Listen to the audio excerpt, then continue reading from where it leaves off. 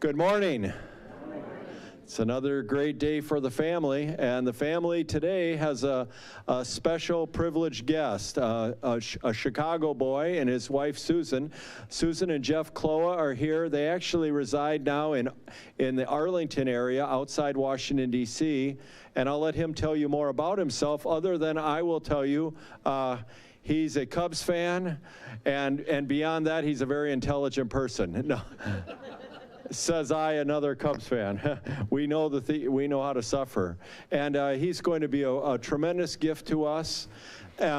We did not send out a sheet this week to those of you that are joining online, because we're really just going to use it as a time for questions. And so if the people at your tables, just by way of reminder, if you write your questions down, we'll try to get them up to Dr. Kloa. I'll be up at the table over here on your right, and so just have someone bring them over to me, and we'll go from there. Let's go to the Lord in prayer, shall we? Thank you, Lord, for food and for drink, for a beautiful day, for your blessings. We thank you for the resurrection, that today we might be able to proclaim with all of humanity at one point, Christ is risen. He's risen indeed. Alleluia. And so, Lord, we pray your hand upon our brother, Jeff, and we thank you for his presence. We thank you for the work of the Museum of the Bible, Lord, and how you are at work in the lives of residents of Washington, D.C., and guests from all over the world. So we commend this time to you in Jesus' name. Amen? Amen. All right. Great. You're all set? I'm all set, I think. Am I on? Yeah, good. We're good here. Just get this out of the way. Would you all help me welcome Dr. Kloa? Thanks. All right. Well, good morning. The Lord be with you. So that's my test as to whether you're Lutheran or not. If I say that in a non-Lutheran audience, they don't know what to say, right? It's kind of, yeah. But yeah, great to be here. Thanks for the invitation. My wife, Susan, if you want to wave real quick. So we're I'm at Museum of the Bible in Washington. Maybe a little background. I've been with the museum 6 years. We opened about 5.5 years ago, but I'll talk about that a little bit. Prior to that, for 18 years, I was a professor and provost at Concordia Seminary in St. Louis. So Pastor Kevin was one of my students. And then prior to that, I was a pastor in Cleveland for 6 years. And prior to that, I got married. Yeah, so, so yeah, long journey, but not sure how I ended up in Washington, D.C., but it's a pretty fascinating place and a great topic, of course. So let me start off my kind of little shtick here, right? What are two things you never talk about at a party? Politics and religion, right? So we opened a Museum of the Bible in Washington, D.C. Right. Yeah. Imagine the response, right? So we'll talk about why that is. Second, when most people hear the word museum, what do they think? Paintings on the wall, boring, dusty, old, right? Yeah, right. When most people hear the word Bible, what do they think? Dusty, musty, old, right? So what could possibly be worse than a museum of the Bible, right? I mean, it's like boring squared, right? It's like, why would anybody? Well, again, that's a problem we tried to overcome, and I think hopefully we overcame. So, Museum of the Bible, and I'll give you our very simple, I say that sarcastically, simple purpose statement. Museum of the Bible is an innovative, global educational institution whose purpose is to invite all people to engage with the transformative power of the Bible. Got that? Let me kind of unpack that a little bit. Innovative, as you'll see from the exhibits and the projects we do, we want to present the Bible and its history, its importance in a new way, a different way, especially that appeals to a younger generation, right? Second, global, and I'll talk a lot about that. We work with, just this fall, we have projects with the Greek Parliament, with the nation of Malta, with Israel, with the Church of the Nativity in Bethlehem. So the opportunity to show the impact of the Bible around the world here in Washington, D.C. And then educational, right? Our purpose is to educate people about the Bible and its importance. And so we don't have a, it's not a Lutheran organization. It's not a, I mean, it's an education. We want to help people understand the history and the importance of the Bible from no matter where they come from, whether they're Christian, non-Christian, whatever faith background, they should know something about the Bible and its importance and its contents. So we've taken a very, I don't want to say neutral approach, but a positive approach that's accessible to anybody, right? We're not going to try to convert anybody at the end of their visit, right? We have them for 2, 3, 4 hours. We want to get them excited about the Bible and then want to learn more later on. So, here's our museum in Washington, D.C., and I'll tell you a little bit about what we do and why we do it. If you have any questions about topics or things I talk about, go ahead and write them down. I'll try to do a couple of discussion questions as we go through, see what comes up. But so here's where we are. If you've been to Washington, D.C., it's not a great map, but the Capitol building is up there on the right. Department of Education and the Air and Space Museum is right there. And 2 short blocks away, probably 4 minutes from the Air and Space Museum, is Museum of the Bible. There's actually the O'Neill building across the street from us is the congressional offices for the junior Congress people until they get better offices and move closer. So we're right in the center of Washington, D.C., and all the things that go with that. It's an interesting place. We have a metro stop, we have a parking garage, and plenty of bus space for people to come visit. The basic goal, again, with the museum was to put the Bible in the public space in a way that nobody could deny its significance and importance, right? People come to Washington, D.C., and they see the Wright brothers plane, they see the Star-Spangled Banner, you know, they see, what else do they see? The Spirit of St. Louis, yeah, Kitty Hawk, right? What are they? Oh, Dorothy's ruby slippers, right, from Wizard of Oz, right? All these important things in American history. And so, and of course, the Smithsonian doesn't talk about the Bible, right? They talk about, American history and art and things like that. So the goal was to put the Bible in that context, right? That this is a part of our nation's history, a part of our world's history, and you should know something about this because it has impacted you whether you know it or not. You know, it's a little bit what I talked about this morning. Whether you know it or not, the Bible has had an impact on your life. So one of the phrases we like to use when we're designing exhibits and coming up with ideas is, what are ways that the Bible is hidden in plain sight, right? You know this is something familiar, but you probably don't know it's from the Bible, right? We did an exhibit last fall on the Samaritans, biblical Samaritans. They're still Samaritans today. Most people know hospital named Good Samaritan, or they know about the Good Samaritan laws, but I bet the vast majority of Americans don't know that the Good Samaritan is a biblical story, right? The parable of Jesus. So it's a way to take something familiar, get people's attention, bring them in, and they're like, oh, wait a minute, this actually comes from the Bible. There actually are people called Samaritans, and here's why, they had this animosity and these kinds of things. When we opened the exhibit, it was really cool. It was in partnership with another institution and the Samaritan community. We had on the opening label, there are today 850 Samaritans alive in Israel and the West Bank. And one of the elders came to our opening. He chanted the Aaronic benediction in Samaritan. And then he said, actually, there's 862. Not 850. I'm like, we're not changing the label. It's fine. It's fine. But, it's pretty cool to be able to present that history and have people learn something about how the Bible has impacted that group of people. And again, that story of the Good Samaritan and how it continues to shape how we think about caring for others today. There's all kinds of ways people have no idea the Bible has impacted them. And that's what we want to help show, that it has had importance and should continue to have importance in our lives and in our world today. And we do it in Washington, D.C. So let me give you a little video. Hopefully this works. And here's how we tried to avoid the boring.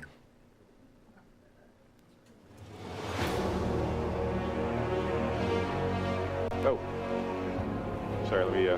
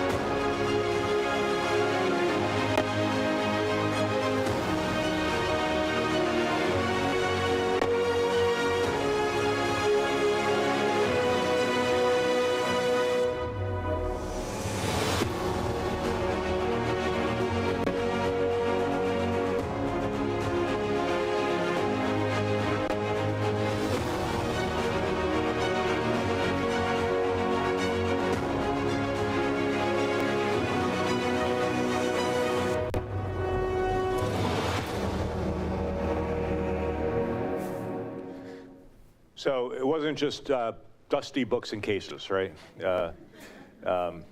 You can tell very quickly that technology and interactivity was a huge part of the design process.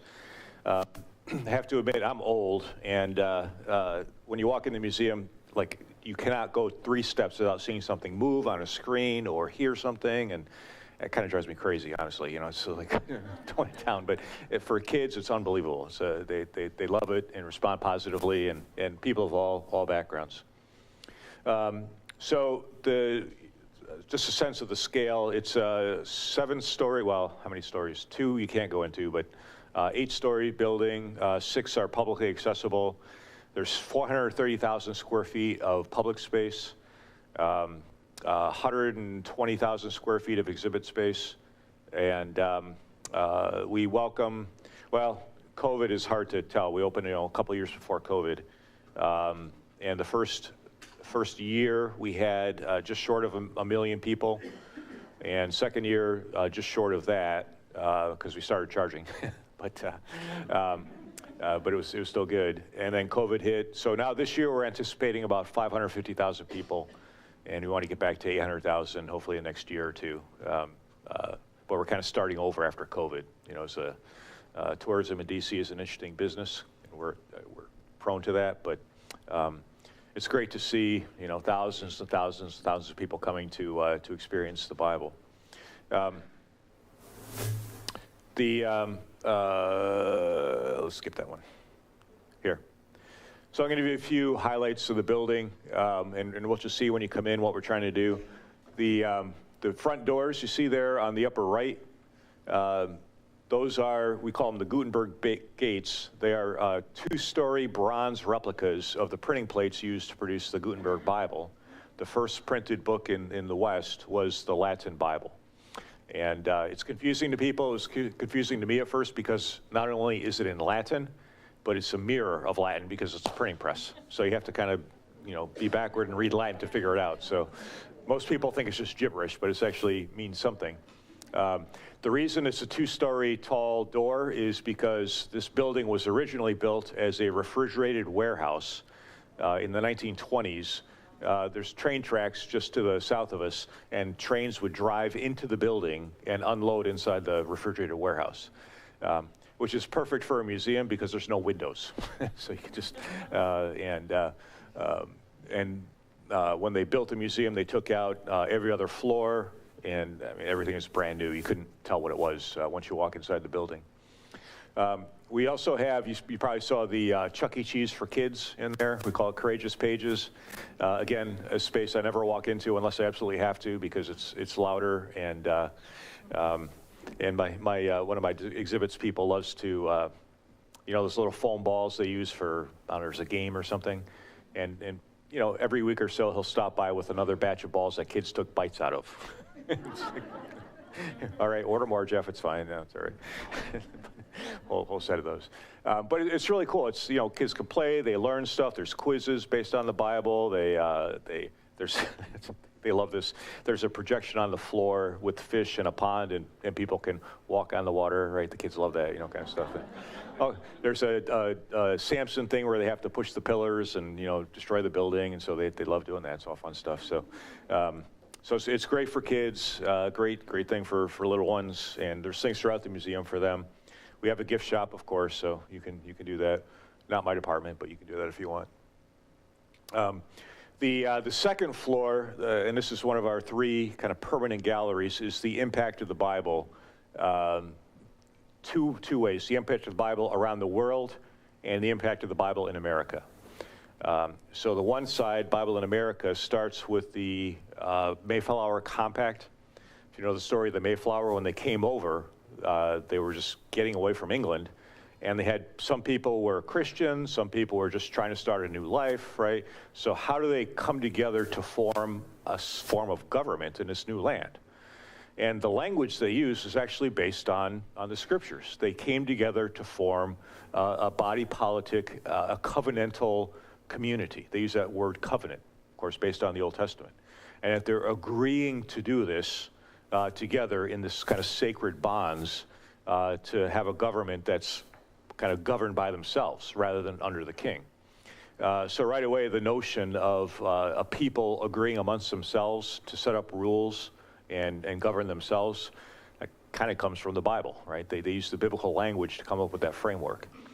So it starts in 1520, and it goes. With some cool things. We have a deed of sale for the Mayflower ship, actually, from 1510. Sorry, 1610. I keep saying that, 1610. Some of the early Bibles. The first Bible actually printed in America. Anybody know what it is? Quiz? You're not getting a quiz. First Bible printed in America was not an English Bible or a Western Bible. It was a Wampanoag. Some of the pilgrims who came over decided they would learn the language and preach the gospel to the native communities. And so the first Bible printed in America it's called the Elliott Bible, Indian Bible, but it's in Wampanoag. 25 years after the Mayflower, they were already printing a translation of the Bible in the native language. It's a pretty cool thing. The first English Bible, by the way, in America was not until 1777. A long time. I'll tell you that story in a second. It goes on. We talk about Bible in education. How's Bible used in schools? How's the Bible used in place names around the country? Just simple things, right? We also talk about some less savory things. The slave trade started not long after the Spanish came over, actually, and slavery first was established in Cuba, and a Catholic priest, Bartholomew, went to the King of Spain and said, look, you can't enslave the Cubans anymore. You can't do that. It's not Christian. And the king said, okay, we're going to stop doing that. Problem was, they stopped enslaving Cubans, and that's when they started bringing Africans over. So they kind of found a way over it, and that brought that. So it's, one good thing happens and then a step backward, right? Because people are people. We talk about the Great Awakening, the preaching of the George Whitefield and others in the early 19th century. Probably why America is a more Christian nation than other European nations or Western nations is because of the kind of revival movements in American history that came to America and didn't necessarily have an impact on Europe. We talk about the Revolutionary War. We have a replica of the Liberty Bell. Is that it? Yeah, replica. Same size and weight. Doesn't have a crack. Has a fake crack, I should say. But it's called the Liberty Bell, not because it was a symbol of liberty. I mean, it eventually was, but it's called the Liberty Bell because the passage on the bell, inscribed on the bell, is from the book of Leviticus. Proclaim liberty to all the land and unto all the inhabitants thereof. And that's on the top of the bell. And then the bell was actually cast in 1750, I think it was. And then, of course, Independence Hall had it, so it became associated with the Revolution. And then in the 19th century, became associated with the abolitionist movement. So that theme, Liberty Bell, became a symbol of the abolitionist movement and eventually the ending of slavery in America. The first printed Bible in America was 1777, like I said. Prior to that time, the British, of course, because we were a colony, wanted to keep all the lucrative trades in England, and the colonies would just supply raw materials. So the colonies did not have high quality printing presses because the British wanted to have that industry for themselves.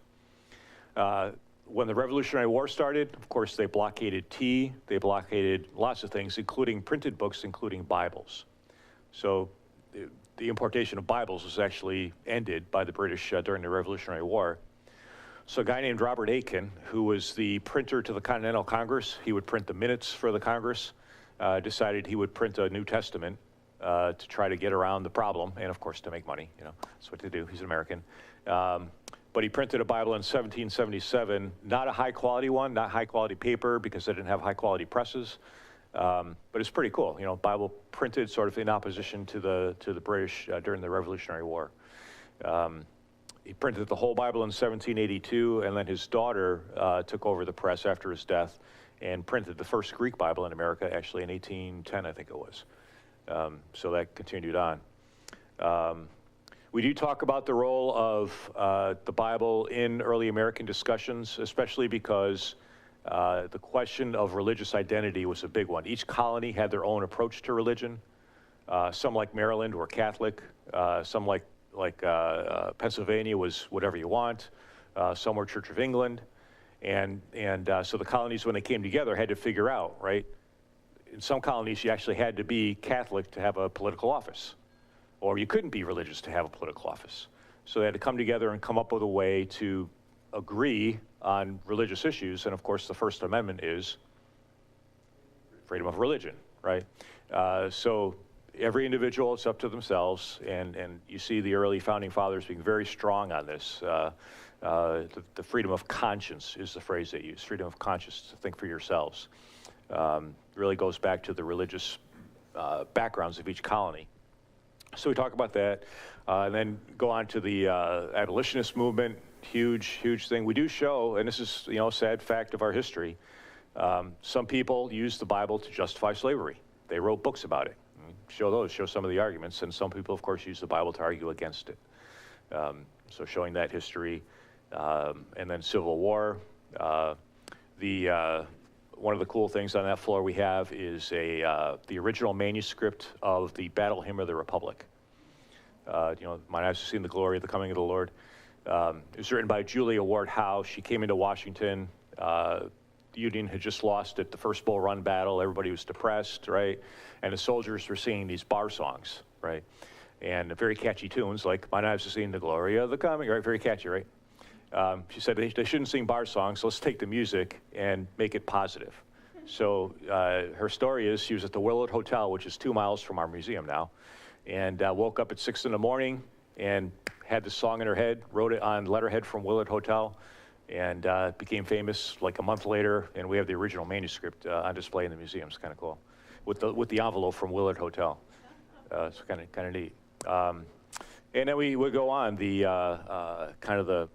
history of the Black church, how they kind of kept the Black community together after the Civil War and created schools and churches, and then down through into the 20th century. Of course, Lincoln is huge. You can't read 2 lines of Lincoln without him referring to the Bible. It's all over the place. Gifted order and knew his Bible backwards and forwards. So it's really, again, we're just showing. This is part of our history, right? This is why we have the language we have, why we have some of the laws we have, why we are the way we are, because the Bible's been a part of that history. We do stop, and this is a bit of sometimes we get criticized for this, we stop in like 1960, actually 65, because everything becomes political after that, right? So we're just gonna stop here and let the Bible be the Bible. The other cool thing on this floor, we have a ride. It's a VR screen, and the floor moves and wind blows. You fly through Washington, D.C., and it just shows you all the places in Washington where there's Bible passages. So Library of Congress, the Capitol building, the Supreme Court building, Washington Monument, Lincoln Memorial, MLK Memorial, the Arlington Cemetery, right? I mean, again, all we're showing you is all stuff you can see with your own eyes. And it's kind of a quick 6-minute fly through. Kids love it, they scream, it's all good. We actually have a warning if you have heart issues or on a pacemaker, there's like this warning, before going. It kind of freaks people out, but occasionally we have to stop it, it's good. The other half of the floor is the impact of the Bible in the world. And that's 22 different little pods, in a way, of different topics. So what's the Bible's impact on literature, right? It's quoted in Harry Potter, it's quoted in Shakespeare, all these kinds of things. What's the Bible's impact on architecture? What's the Bible's impact on popular culture, on time, the way we view time, on justice, on human rights, on healthcare, on government, all kinds of areas. It's just kind of a sampling. Not one of those topics really goes into depth, but we wanted to show kind of the wide range of the impact of the Bible across many areas of life. So it's kind of a fun area. And we also have on that floor a working replica of the Gutenberg press. So again, the first printed book was the Bible, and we have a person in costume who prints a page of the Bible and talks about that whole thing, and you could take a page home with you, kind of thing. It's all fun. Pretty cool. I've never actually worked it. They never let me touch it. I don't know, but so that's the second floor. By the way, when if you guys come, I would give it like 3 to 4 hours plus. Yeah, there's a lot to see. The second area of the museum is what we call the stories of the Bible, and this is kind of our interactive floor. We wanted to give people a basic orientation to the story of the Old Testament, to the story of the New Testament, right? If you don't know what's in the Bible, here's what's in the Bible. Now, you might think that's kind of boring, right, to get the whole Old Testament in 28 minutes. So let me show you what we came up with for that, if it pops up here. Where's the video? Here. Is that it? We wanted an award for it, national award. That's not what I was expecting. It started from the beginning with the blood, the crack, and so it kind of led to the next room where I didn't expect to have to stand up and then walk through the exhibit. And I thought that was a really exciting way to keep you engaged throughout the whole Hebrew Bible. I thought this is a museum, and so I'm going to see a whole bunch of displays of pictures or something, and it was more cinematic. I was really just expecting a small room with a walk around. Here's some manuscripts, there's some old tablets, and we'll be on your way. But this is so amazing. The animation and the video is fantastic, and it brings many of the stories of the Bible to life. All of these different sounds and lighting effects, or like gusts of wind, and it actually was an extremely entertaining room. I had no idea that, just this one statue could be such an experience.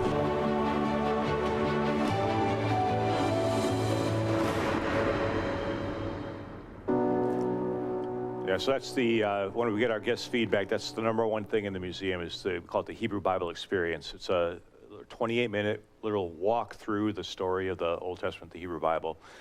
Starts off, as you could imagine, the room goes dark, and then let there be light, and everybody's, you can't not do it, right? And then, the Cain and Abel story, the chaos, that's the world and chaos theme. You walk through the ark, you get the rainbow, right? Then you get to Abraham, narration about Abraham. Then you get the burning bush. It's not actual fire, it's a trick. I'm not going to tell you how we do it, but it looks real. You go through the burning bush, and then the Exodus story, the 10 plagues in Egypt. Then you walk through the Red Sea, that blue stuff. It's really cool. And then the problems when they got to the promised land, right? The judges, everybody did what was right in their own eyes. Promise to, then you get Ruth, bring her into the story, and then it goes on to David and the promises from David. So it is really cool, and it is really, it's kind of unforgettable. It's very immersive, right? And it gives you nice hooks for the story of the Bible. New Testament, we're actually working on updating kind of a new thing there. Right now it's an 11-minute kind of CGI film, basically the resurrection of Jesus through the early church and the writing of the New Testament. It's good. It's just not as wow as the Hebrew Bible. So we're doing a multi-million project to redo that. And then the other cool thing is, let me see if I have it on here. Yeah. And this is not going to do it justice. You saw it a little bit on the first video. We have a life-size reconstruction of basically Nazareth Village. So you walk in, and there's a house with everyday food. There's a synagogue, which is exact dimensions of the synagogue in Sepphoris, which is next door to Nazareth. There's an olive press. There's a carpenter shop. There's somebody doing parables. So we wanted to show people what life in a Galilean village at the time of Jesus was like. And we call them living history interpreters. If you've been to Mount Vernon, they have people in character. We do the same thing at the museum. We have people who act like they live in the first century, and they ask what your cell phone is, or how you walked across from California, whatever. It's all fun, and it's amazing the reaction. I mean, the kids love it, of course. They get to run around and do all kinds of cool things. One of the most fun things we get a lot of, I'll talk about this later, we get a lot of international, and because we're in Washington, a lot of embassies like to come over and bring people over.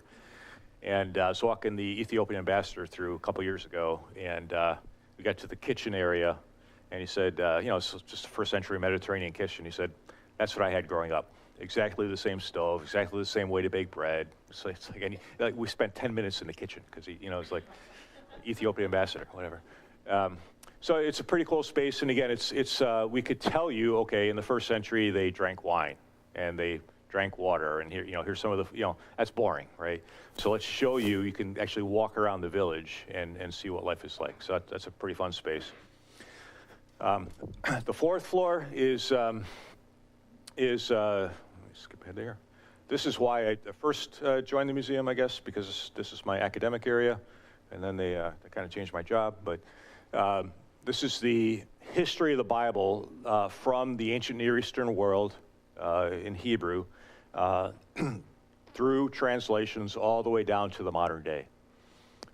It's frankly an amazing collection. There's not one of my highlights. We opened an exhibit about 4 years ago on a Hebrew manuscript, and one of our academic advisors was David Stern, professor of Hebrew at Harvard, and he's like a kid in a candy shop. I mean, it's a 10th century manuscript. He's like, I've never had the opportunity, right? So we had a press event, and he graciously came, and one of the reporters asked him, he said, what do you think about Museum of the Bible? And his response was, there is nowhere in the world where you could see the entire history of the Bible in one place like you see it at Museum of the Bible. I'm like, did anybody get that on film? Like, can we, right, can we have that somewhere, But I mean, it's true, we have everything. We got ancient papyri, New Testament, Greek, Hebrew stuff. It's remarkable. You know Jim Veltz, good friend of mine, longtime Greek professor at Concordia Seminary, and he and his wife came to DC, in January was it? And I'd never been to the museum, so we went on a Saturday, and you would appreciate this about Jim, very detail-oriented. It took us 7 hours to go through the history of the Bible floor. He wanted to read every label, tell me everything that was wrong, and it's like, thank you, Jim. I didn't write anything down because he was wrong, it's fine, but it's cool. I mean, we got Gutenberg Bibles, we got beautiful illuminated manuscripts. There's one of the highlights on the floor is there are 4 Hebrew manuscripts that are about the year 1000, complete Hebrew Bibles. There's 4 of them in the world. We have one of them, and it's the only one you can see on display. It's in our museum. So it's just amazing, right? And then one of the most impactful places, I don't have a picture of it here, but we end up in a room. It's a kind of an oval room, and it has all languages that have a Bible currently translated, languages that have just the New Testament, and then in clear book-like shapes, languages that are currently being translated, and then another clear set of books that are languages not yet translated. So an easy way to remember, there's about 6,000 languages in the world. About 2,000 have the entire Bible or most of the Bible translated. About 2,000 have small portions are underway, and 2,000 are yet to be translated. And beginning about 6-7 years ago, the 10 major Bible societies in the US, including the Lutheran Bible translators, now collaborate, share resources, split up the work, and they're trying to complete every language by the year 2033, the anniversary of Jesus' resurrection. It's actually probably 2030, but we're not going to tell anybody. And so they're actually making really good progress. Every 3 months we get another batch of 300 Bibles, put them on a shelf, move the books around, and it's a great way to walk in and see, A, what's been accomplished, and B, what's still to happen. And so the story of the Bible is still continuing, and providing access to people in whatever language they speak natively. So it's a pretty cool space, and again, I won't give you that part of the tour because it'll take forever. We got to quit, right? Well, no, you got to give them something to talk. Give them something to talk about and ask you questions. All right. One more quick thing. We do a lot of international stuff. We have on the 5th floor, we have the largest display of the archaeology of Israel outside of Israel. There's 700 objects on display. We have a long-term partnership with the Antiquities Authority, and we're expanding that. If you come in July, there's going to be something really cool I can show you, but I can't tell you yet, so come back in July. But it's really cool. It's not a hard sell, right? The Bible talks about the Jerusalem being destroyed in 586 BC, and we have arrowheads and items that were burned in the destruction of Jerusalem in 586, right? Solomon built fortress cities. We have archaeological pieces from Solomon's fortress cities. I mean, it's all right there. And then we work with the Vatican Library. They have a gallery that we bring over objects twice a year from them. And like I said, we're working with Malta right now, and the Greek Parliament, and Church of the Nativity in Bethlehem. Next year, we're going to be working with Armenia, and let's see, I don't know, lots of stuff. So it's kind of cool. And what's fun is these countries are like, it's like they all want to do stuff, right? And it's like, well, how much are you going to pay us to do it? I mean, it's kind of what it becomes, because we only have so much time and space, and they want to have their stories told. I mean, the Bahamas, right? Somebody came from the Bahamas Friday. We've been talking to them for a few months, and they want to do a project. And actually, I was going to use this in a sermon, ran out of time. But Bahamas Constitution says flat out that because of their views of God and the dignity of all people, that the Bible bans slavery in the Bahamas, and that's in the first paragraph of their Constitution. It's kind of cool, right? Anyway, that's what we're doing. Want to do a few questions? Yeah. So, can you hear me back there, Larry? All right. Great. So, we want to give you some time to talk together, and you've got some sheets on your table, and maybe you have some questions for Dr. Ploa, whether they're questions about the Museum of the Bible, or this is a Lutheran kid who grew up, and you haven't really heard much of his scholarship. Maybe you have questions about his personal life. You can do that as well, as long as Susan says okay. If she says no, you're not using the answer. And but take a few minutes, and we'll get him something to drink, and we'll be back with you in just a couple minutes. Quick overview.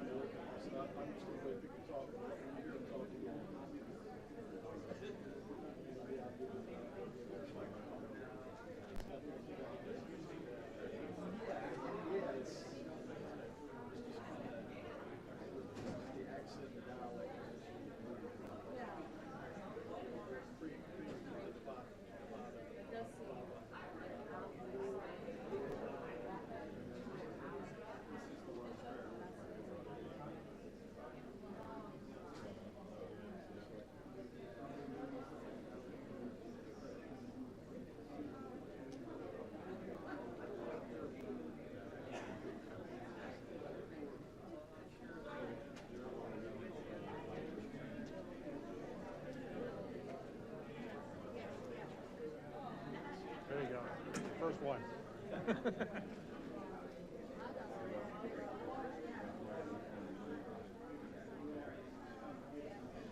Second.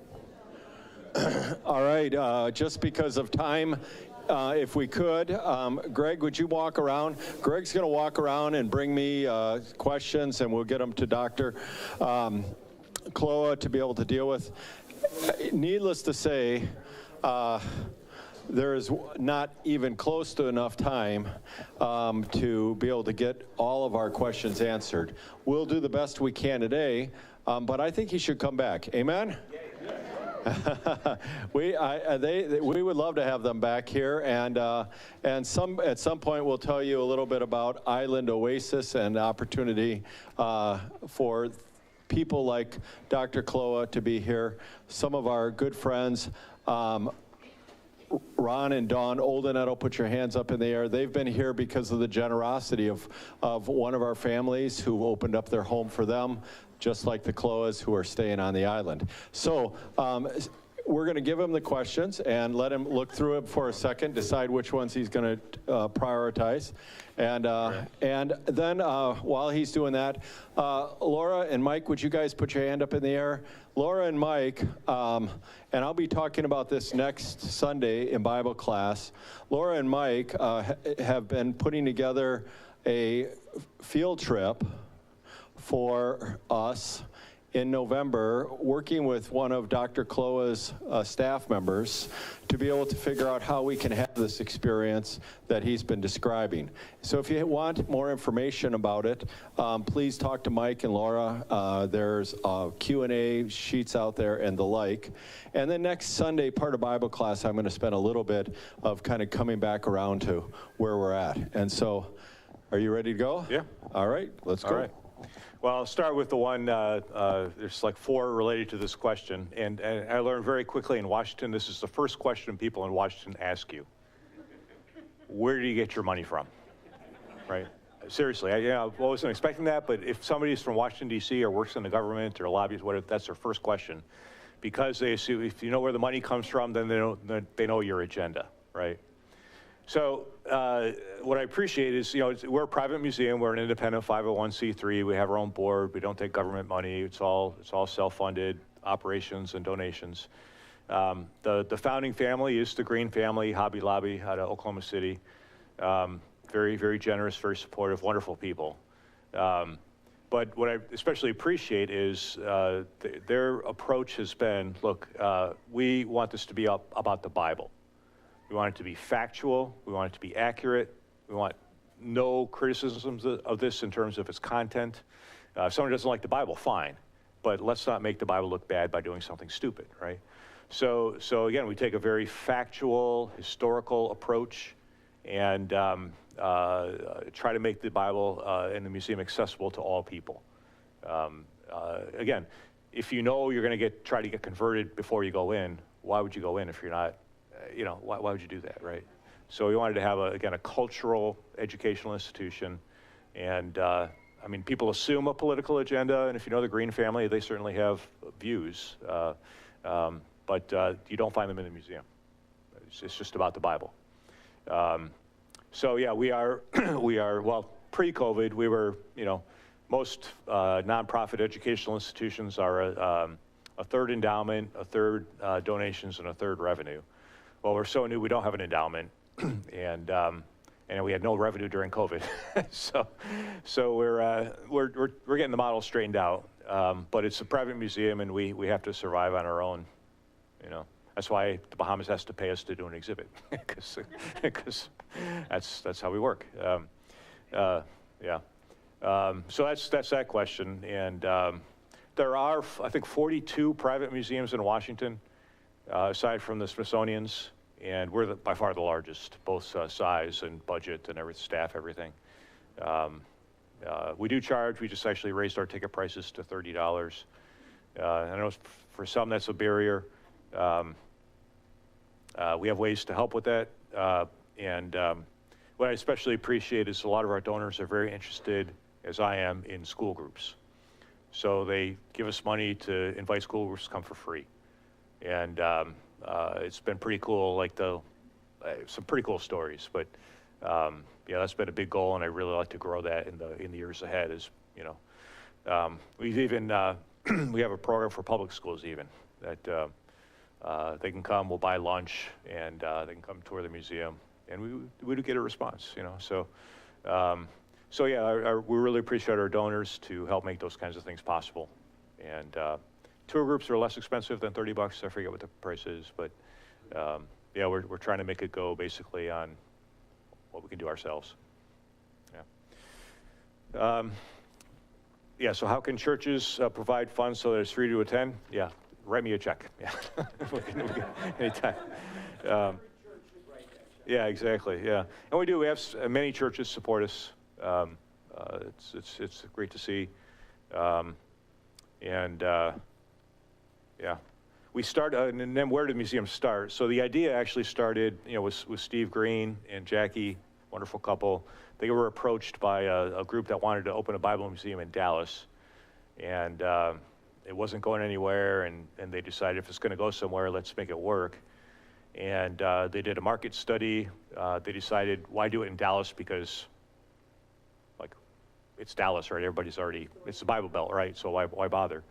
So they did a study, and it said either New York or Washington is a place that you want to put a museum. And they started looking for property and found this in Washington in 2012. Amazing story how they got it, but got it in 2012. Took a year for the tenants to leases to go up, started construction in 13, opened in 17, and we've been open ever since, so November of 2017. I came in about 6 months before we opened. Kind of my job was basically fix the problems, right? So the punch list, all kinds of things before we could open was immense. It was like 6 months of no sleep. We got over that hump, and there's still things we're updating, redoing in the permanent galleries and of course the special exhibits. But it's coming along pretty well. The challenge is, as you know, there was a huge, I mean, hundreds of millions of dollars investment. And it's not a fun thing to say, well, that's all wrong. Sorry, and you got to kind of redo it, you know. But again, we wanted to get it accurate, get it right, and make sure the Bible is highlighted properly. Okay, it was a good question. Have other races expressed that it does justice to their cultures? That's an interesting question. Have other races expressed that it does justice to their cultures? And I take races, nations, peoples, whatever, right? You know, being in Washington, D.C., it's a very diverse city. And it is pretty cool to see our museum visitors are very diverse, right? We do tours in Spanish, Korean, and Chinese. I couldn't tell you what percentage of backgrounds people come from, but it's all over the place. And we've taken great pains to, the way we approach exhibits is, it's not our job to tell you what your history is. When we do a project, we bring advisors and people in from that group. So we're actually working on a major project on the history of the Black Church right now. And we have 8 advisors for that project. And our job is to basically translate that into a museum exhibit. You know, we have, my staff is about 45 people, I think. Maybe 8 of them are curators. And you can't possibly have a curator for every topic of the Bible, right? 3,000 years of history, every culture in the world. So our curators, they have areas of specialty, but their job is really to work with the advisors and then help make the exhibits that way. So we basically have an endless number of curators because that's how we have to do the project. So I'm really excited about this Black Church History Project because it's some really cool stories and stuff I would have never come up with, right? But it's people we work with to do that. Dr. Kloa, yeah. Just to speak to that question, remember that great theological show you're watching right now to learn about the history of Christianity, the Vikings? This week, you know, because it's a great question about have other cultures, races, found justice in the Bible and how it's impacted their country. This week, I can't tell you what episode is, and I don't want to ruin it for those of you that are watching it, but if you watch it, you'll know the character Floki. Floki is the character who hates Christians and Christianity. And we're talking about, this is a very important character. And all I will tell you is Floki is on his own personal journey, and he goes into the journey because he knows where the gods are going to be. Anybody remember this? This was such a powerful, wasn't that just shocking? And he goes into this location, which I'm not going to tell you about, but he says he's turning the corner and he is going to see the gods. And what does he see? The cross. And the background, if you know the movie or about the Vikings, is actually how Christianity really saved what we consider to be, a bunch of white people, but actually, no. I mean, it's really throughout the whole thing. It's different races, how the Bible, Christianity has impacted the world. And unfortunately today, just to say that is almost a disparaging. It can be very politicized. Don't take it anything other than that. But yeah, it was whoever wrote that question. Kudos to you. It was a good question. That's great. It's one we talk about every day. Honestly, it's a huge question. Every museum has to deal with that, right? Maybe a couple other ones. Good question here about the Apocrypha. So the Old Testament Apocrypha.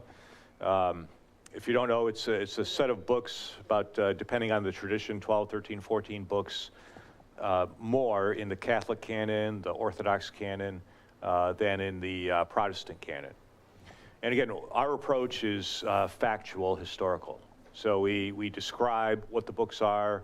They're all written in Greek rather than Hebrew. They're all from this time period. They came into the canon this way, and in fact, the first King James Bibles for 200 years included the Apocrypha. It was there. So we don't make a value judgment about it. It's just part of the history of the Bible that we describe and narrate. And you could, again, we have people for 3-4 hours. And my standard joke is I used to teach an entire semester course on the history of the Bible that ended in 500 AD. So the first quarter of our exhibit would take me 15 weeks to go through. and so when people go on tour with me, they feel like it takes 15 weeks. But you can't possibly answer every question. We want to give you the framework and inspire you to go home and follow up and ask more about it, right? Hopefully go to your faith leader, your pastor, or whatever. Not the internet. Don't ask the internet. Ask somebody who knows something and get the answers. Yeah. One question too, apparently somebody from the table of Susan is at, we have a temporary exhibit right now on scripture and science, which is a huge project that didn't have gray hair before this project. We got a grant 5 years ago, huge $5 million grant from Templeton Foundation. And, obviously a very challenging topic, right? What we're showing again is the history of the relationship between science and faith, and how these have actually been positive, right? That people of faith, Galileo, right? Copernicus, somebody mentioned the Big Bang earlier. George LeMaitre, a Catholic priest, came up with that idea. So again, we're just showing how this dialogue has gone, and what are some of the challenges of science, right? What can you do with it? What does the Bible do? And pretty well done. We got some pretty cool things in there, everything from Galileo manuscripts to the ET transmitter from the movie, ET phone home, we got that in there. Buzz Aldrin, first moon landing. Buzz Aldrin was Presbyterian, took a little communion set to the moon and had communion on the moon. So we have that in the exhibit. Actually, it was harder to get the communion set from Buzz Aldrin's church than it was to get the Galileo manuscripts from Florence. It was like, seriously, these people, you ever had to deal with Presbyterians, trust me, man, it's unbelievable. We love Presbyterians, right, guys? We love Presbyterians, wonderful people, but man, every committee. And they wanted us to send an armed guard to Houston to bring it back. Yeah, it's okay, it'll be fine. So they're all happy. They were there at the museum a couple weeks ago. Buzz Aldrin's wife was there last week, actually. She was thrilled, yeah. Wow. That was pretty cool. Yeah. Well, we're out of time. Yeah, we're out of Sadly. time. We are. Yeah. I mean, obviously, as I said, there's so much more than this man actually has to preach again, and we're grateful for his presence. He and Susan are going to, she's a working stiff too, so tomorrow morning they're going to get on a plane and head back north. We hope to have them back. Amen? And you guys come up to D.C. You guys come up to D.C. And we'll talk about how we might be able to see them up north. But for now, let's close in the family prayer. Lord, remember us in your kingdom and teach us to pray. Our Father who art in heaven, hallowed be thy name. Thy kingdom come, thy will be done, on earth as it is in heaven. Give us this day our daily bread, and forgive us our trespasses, as we forgive those who trespass against us. And lead us not into temptation, but deliver us from evil. For thine is the kingdom and the power